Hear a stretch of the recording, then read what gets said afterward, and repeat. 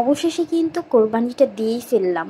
আর কোরবানির ঈদে গরু কোরবানি করবো না সেটা তো হতেই পারে না। হ্যালো এভরিওয়ান, আসসালামু আলাইকুম। নুসরাত ফ্যামিলি ভিডি ব্লগ আজ আপনাদের সাথে আবারও হাজির হয়ে গেলাম আরও একটা ব্লগ ভিডিও নিয়ে।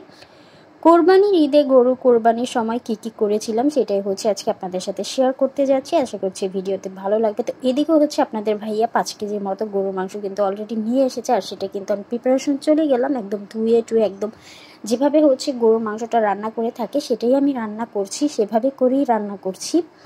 আর আপনাদের সাথে হচ্ছে শুরুতে একটু মজা করেছিলাম যে আমরা কোরবানি দিয়েছি, অ্যাকচুয়ালি আমরা কোনো কোরবানি দেইনি।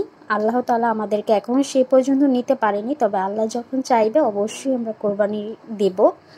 তবে এখানে হচ্ছে গিয়ে 4 জন মিলে আমরা একটা গরু নিয়েছিলাম, আর সেই গরুটাকে জাস্ট জবাই করেছিল। আর এটা হচ্ছে গিয়ে আমরা কোরবানি না, এটা হচ্ছে খাওয়ার জন্য দিয়েছিলাম।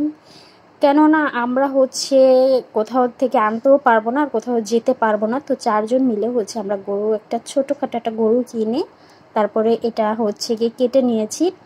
আর কোরবানির সময় কিন্তু কোরবানির মাংসগুলো খেতেই বেশি মজা হয়। তো যাই হোক, আমি কিন্তু হাতে মেখে ঝেঁকে একদম বসিয়ে দিয়েছি, দেখতেই পাচ্ছেন। এটা হচ্ছে গোটা মশলাগুলো আমি নিয়ে নিলাম। তো এখানে হচ্ছে যখন গরুটা জবাই দিয়ে হয়ে গেছে তখন আপনাদের ভাইয়াকে ফোন দিয়েছিল, যদিও ও এটার কাজ বাজ কিছুই বুঝে না, তো লোক দিয়ে করিয়েছে।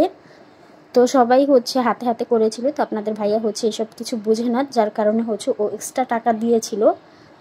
তো যখন মাংসটা কাটা হয়ে গেছে, মানে গরুটা যখন কাটা হয়ে গেছে তখন আপনাদের ভাইয়াকে ফোন দিয়েছিল যে যেহেতু লেট হয়ে গেছে তো আগে ভাগে হচ্ছে 5 কেজির মতো মাংস ওকে দিয়ে দিয়েছিল। তো সেটাই কিন্তু আমি কেটে কুটে রান্না করে নিয়েছি।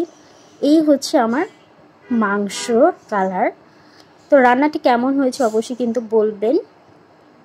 এরপর হচ্ছে বাদবাকি যেগুলো ছিল সেগুলো আপনাদের ভাইয়া সন্ধ্যার আগে যেয়ে নিয়ে এসেছিল, সাথে কিন্তু বটও ছিল, সেগুলো পরিষ্কার করেছিলাম আমি, আমার মা, আপনাদের ভাইয়া, সেগুলো আর দেখানো হয়নি।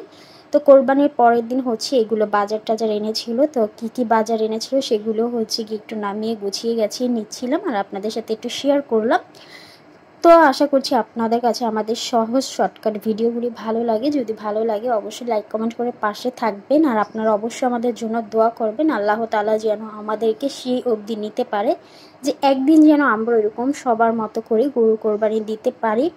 যেহেতু আল্লাহ এত দূর নিয়ে এসেছে আশা করছি সেই অবধিও নেবে। আজকের মতো বিদায় নিচ্ছি, সবাই ভালো থাকবেন, আল্লাহ হাফিজ।